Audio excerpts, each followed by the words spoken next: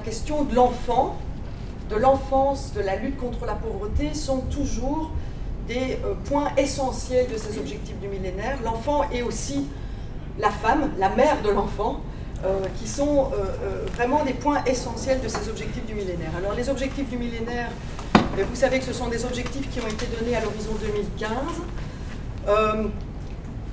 Il y a des évaluations qui sont faites à mi-parcours et qui peuvent montrer un certain nombre d'évolutions positives par rapport à ces objectifs.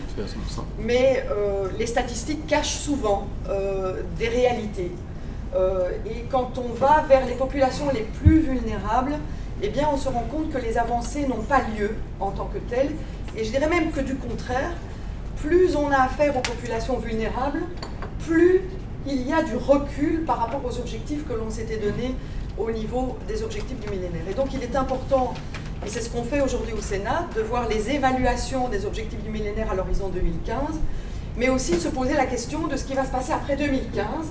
par rapport à ce qui n'a pas fonctionné dans ces objectifs et comment est-ce qu'on peut aller plus près, au plus près des populations les plus vulnérables. Alors, dans les thèmes qui sont abordés, ça va faire le lien avec ce qui nous préoccupe aujourd'hui, à savoir les enfants volés ou le trafic d'enfants en Afrique et plus particulièrement au Cameroun. Mais on aborde des thématiques qui peuvent sembler lointaines de ces réalités, mais qui en fait, quand on y travaille, ne sont pas lointaines de ces réalités. Quand on aborde la question du processus démocratique, mais quand on est dans un état de droit, un état qui établit un certain nombre de justices, eh bien, cette question du trafic d'enfants est gérée, est discutée, est, je dirais, sanctionnée à un moment donné, et ce qui ne peut ne pas être le cas dans certains pays où les processus démocratiques sont plus fragiles, voire inexistants. Quand on parle des droits de l'homme, a fortiori, on y intègre la question des droits de l'enfant. Quand on parle du rôle de la société civile, eh bien, c'est aussi quelque chose de très important par rapport à l'évolution sur les droits de l'enfant. Quand on parle de la santé de la population, quand on parle de la lutte contre la pauvreté, eh bien, toutes ces thématiques, quelque part, viennent mettre l'accent sur la vulnérabilité des populations et donc le fait qu'on puisse être dans des situations plus, je dirais, plus réceptives à certains trafics, dont la question du trafic d'enfants. Alors, en ce qui concerne le cas bien particulier du Cameroun, moi on m'a relaté un certain nombre d'études, dont une étude qui a été faite à Yaoundé en 2011 et qui montre que sur la seule année 2011, 94 enfants avaient été enlevés dans des environnements hospitaliers qui pouvaient laisser entendre que ces environnements étaient des environnements sécures, mais laissent penser que cette question du trafic d'enfants est une question importante aujourd'hui par rapport à la réalité du Cameroun.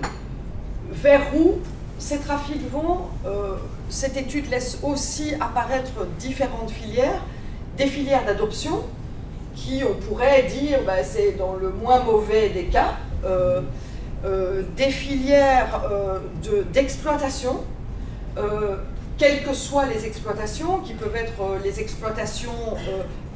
d'esclavage ou de travail, ou des exploitations armées, des exploitations sexuelles, tout type d'exploitation des enfants, et donc ces filières sont également présentes. Des filières liées à des pratiques occultes, et plus particulièrement la sorcellerie, sont également des filières qui sont des filières identifiées, et donc il y a vraiment là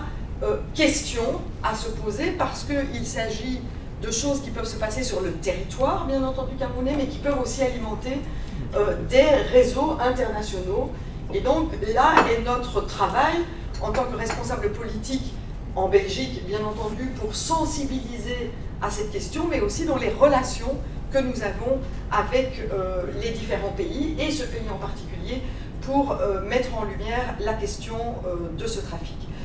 Alors, quand il s'agit de l'enfant, et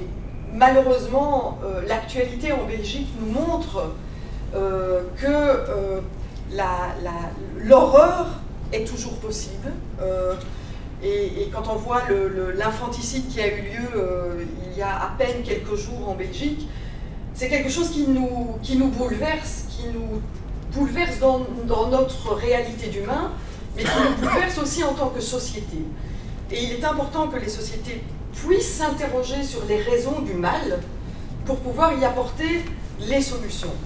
Et donc il est important qu'une société comme la société camerounaise, comme la société africaine, s'interroge sur la raison du mal qui est fait à ces enfants pour pouvoir y apporter un certain nombre de solutions. Vous savez, quand en Belgique il y a eu l'affaire Julie Mélissa, le cas du trou, eh bien il y a eu une vraie réflexion sur les incohérences au niveau de la justice, les incohérences au niveau de la police. Il y a eu des réformes, bonnes ou moins bonnes, qui ont été apportées, mais en tout cas, il y a eu un tel choc dans la société que toutes les institutions se sont mises en marche pour dire « nous ne voulons plus que ces situations puissent arriver ». On est, comme je le disais tout à l'heure, jamais à l'abri de l'horreur et de la folie humaine, mais si des choses apparaissent de manière plus systématique, plus ancrée dans une société, eh bien, notre devoir en tant que société civile, en tant que responsable politique, en tant que citoyen, est de pouvoir apporter la réflexion avant